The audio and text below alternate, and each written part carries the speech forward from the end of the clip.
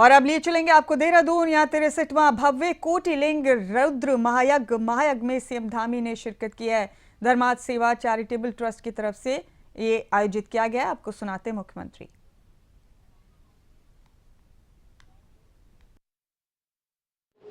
ध्वजा है जो सनातन की धर्म ध्वजा है, उस धर्म ध्वजा को और ऊपर स्थान ले जाने में ये हमारा महायज्ञ जो है बहुत बड़ा माध्यम बनेगा। भाइयों बहनों, हम सभी सौभाग्यशाली हैं कि इस महान यज्ञ में अपनी श्रद्धा और आस्था की आहुति अर्पित करके सर्वे भवन्तु सुखिना के संकल्प के साथ राष्ट्र, समाज और सनातन संस्कृति के उत्थान में हम सबको महादेव की कृपा से इसमें सम्मिलित होने का, इसमें सहभागी होने का अवसर प्राप्त हो रहा है। मैं पूज्य आचार्य श्री को बहुत विशेष रूप से धन्यवाद देना चाहता हूँ, जिन्होंने मुझे इस दिव्य महायज्ञ में सम्मिलित होने का अवसर प्राप्त हुआ और ऐसे दिव्य दर्शन प्राप्त हो रहे हैं। आपके भी हो रहे हैं और महादेव के भी हो रहे हैं। भाइयों बहनों, आज आदरणीय प्रधानमंत्री श्री नरेंद्र मोदी जी के नेतृत्व में हमारे सनातन संस्कृति की पताका संपूर्ण विश्व के अंदर आज लहरा रही है और दुनिया भर के देश हमारी जो प्राचीन संस्कृति है, जो हमारे दर्शन है, उन सभी से आज परिचित हो रही है। उसके कई सारे प्रमुख उदाहरण हैं। आज देश के अंदर हम देखें, काशी विश्वनाथ में भगवान महादेव की नगरी में भव्य और दिव्य काशी का कॉरिडोर बनकर तैयार हो गया है, जहां एक साथ पहले अगर कोई महादेव का भक्त मां गंगा का जल लेकर महादेव को अर्पित करना चाहता था तो उसको रास्ता नहीं मिलता था। लेकिन आज हमारे प्रधानमंत्री जी के द्वारा जो भव्य और दिव्य काशी कॉरिडोर बनाया गया है भगवान विश्वनाथ की नगरी में, एक साथ 5 लाख से भी ज्यादा लोग उस परिसर के अंदर आते हैं, दर्शन करते हैं। और कोई भक्त मां गंगा का जल भगवान महादेव जी को अर्पित करना चाहता है तो आसानी से मां गंगा का जल अर्पित करता है। उज्जैन में महाकाल कॉरिडोर बनाया गया है, वह अपने आप में अलौकिक है। हम उत्तराखंड की बात करें तो हम जानते हैं 2013 में जो प्रलय आया था, आपदा आई थी, विनाशकारी प्रलय के बाद बाबा की नगरी को फिर से भव्य और दिव्य केदार बनाने का काम भी किसी ने किया है तो हमारे प्रधानमंत्री मोदी जी ने किया है। जहां एक समय था प्रलय के बाद जाने वाले श्रद्धालु और भक्तगणों की संख्या कुछ हजारों में रह गई थी। आज वही संख्या 20 लाख से अधिक केवल बाबा केदार के स्थान पर हो गई है और ये संख्या लगातार बढ़ती जा रही है।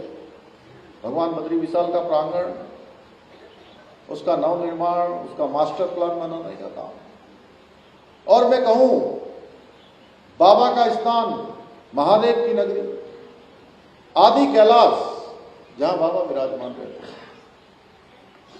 मोदी जी देश के पहले प्रधानमंत्री हैं जो 17,000 फुट की ऊंचाई पर जाकर आदि कैलाश के दर्शन करते हैं और पूरी दुनिया को आदि कैलाश पूरी दुनिया के ध्यान में आता है। वहां जाने वाले भक्तों की संख्या बढ़ गई है और बहुत जल्दी, वैसे तो उनका 27 तारीख का कार्यक्रम, 27 फरवरी का प्रस्तावित था और हमने शीतकाल यात्रा जो इस वर्ष प्रारंभ करी है, उस शीतकाल यात्रा में आदरणीय प्रधानमंत्री जी ने भी इच्छा व्यक्त करी कि वह भी इस शीतकाल यात्रा में सम्मिलित होंगे। 27 तारीख का रखा था, लेकिन मौसम विभाग की पहले से जो पूर्वानुमान था उसके कारण से उनका कार्यक्रम थोड़ा आगे किया गया है। और जहां मां गंगा का शीतकालीन जो गद्दी स्थल है मुखुआ हरसिल, तो प्रधानमंत्री जी शीघ्र ही वहां भी आने वाले हैं। हमारे जितने स्थान हैं उन सभी स्थानों को आज प्रधानमंत्री जी के नेतृत्व में आगे बढ़ाया जा रहा है। अभी मैं 4 दिन पहले महासू महाराज के दर्शन के लिए गया था और रात्रि का प्रवास भी मैंने वहां किया महासू महाराज के सानिध्य में। हमारी सरकार ने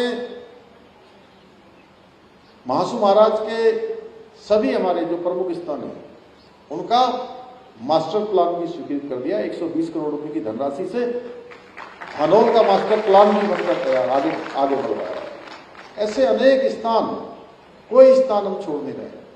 हम माँ गंगा में, जहाँ ऋषिकेश और हरिद्वार में माँ गंगा का कॉरिडोर बना रहे हैं श्रद्धालुओं के लिए, और 2027 में जो हमारा कुंभ हरिद्वार में प्रस्तावित है, वैसे वो अर्ध कुंभ था, लेकिन पूज्य संतगणों ने भी मुझे कहा, मैं प्रयागराज गया था, उन्होंने कहा कि 12 साल में आने वाला महाकुंभ और 6 साल में आने वाला कुंभ, तो इस बार हमारे यहाँ कुंभ प्रस्तावित है।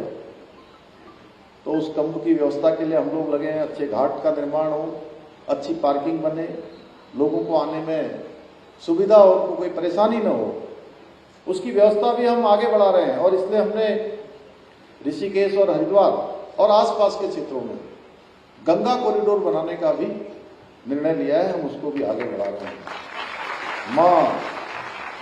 माँ यमुना में इसी क्रम में हमारी सरकार द्वारा हरिपुर कालसी में यमुना तीर्थ स्थल के पुनरुद्धार की दिशा में भी तेजी से कार्य किया जा रहा है। इसके साथ ही धार्मिक पर्यटन को बढ़ावा देने के लिए श्री कृष्ण यमुना तीर्थ सर्किट का भी भव्य निर्माण किया जाएगा। यह भी हमारे संकल्पों में है, जिसमें यमुना जी पर विभिन्न घाटों का निर्माण किया जाएगा।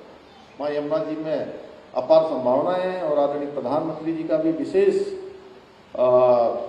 जोर है कि माँ यमुना पूरे देश के अंदर जहाँ जहाँ भी बीच में रुकावटें पैदा हुई हैं, उन रुकावटों का समाधान करते हुए माँ यमुना के प्रभाव को भी एक वेग में लाया जाए।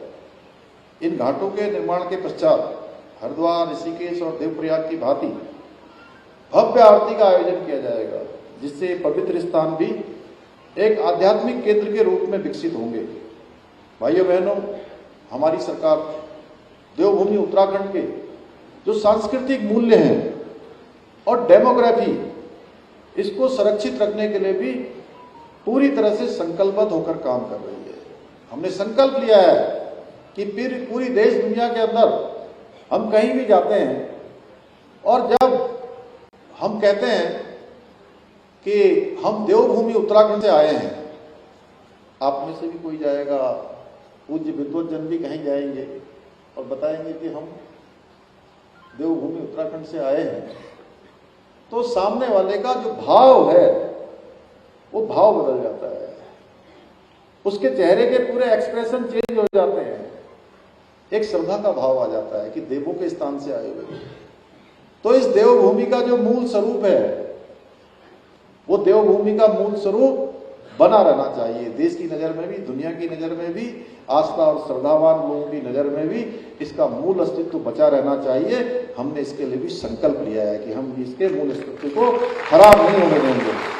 इसी संकल्प के साथ हमने प्रदेश में लैंड जिहाद, लव जिहाद, थूक जिहाद जैसी जो घृणित मानसिकता है, उस घृणित मानसिकता के खिलाफ हम लगातार कार्रवाई कर रहे हैं, क्योंकि देवभूमि को स्वच्छ और साफ रखना हम सबकी प्राथमिकता है। इतना ही नहीं, हम देवभूमि में गौहत्या जैसे जघन्य अपराधों को किसी भी सूरत में बर्दाश्त नहीं करेंगे। गौकशी करने वालों को, ऐसा अपराधियों को दंड दिया जाएगा कि उनकी 7 पीढ़ियां भी कभी इस कुकृत्य की कल्पना तक भी नहीं कर सकेंगे। इसके अलावा हमने प्रदेश में सख्त धर्मांतरण का कानून लागू किया है, जो देवभूमि की सांस्कृतिक और धार्मिक अस्मिता की सुरक्षा को सुनिश्चित करेगा।